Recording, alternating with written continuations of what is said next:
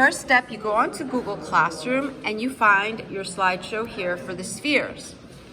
When you find that, you're gonna pick one of the spheres that you like best. It could be either this one, this one, this one, or that one. Your next step, this is step 2, would be you are gonna make your sphere like we did yesterday.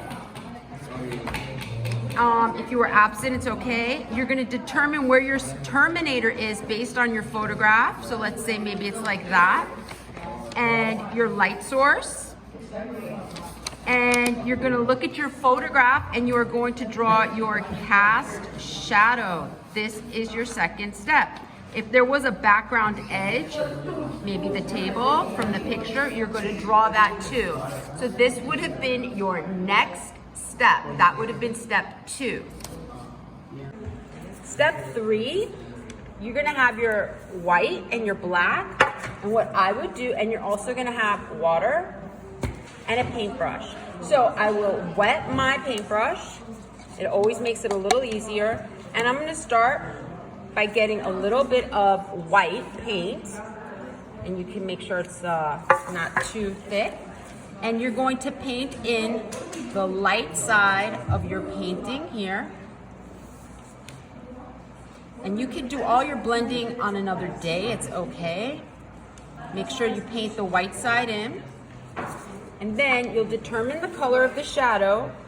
So then you are going to mix up a nice gray. You're gonna see what shade you think your gray is for the shadow. And then usually I add a little bit of water to that to make it smoother, because then the paint is much easier to handle and less dry.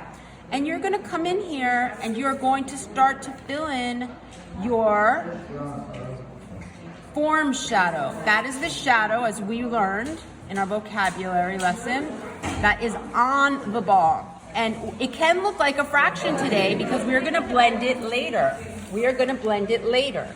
So now our cast shadow is a little bit darker, and what we're gonna do is we are going to make a darker paint here, and we are going to fill in our cast shadow.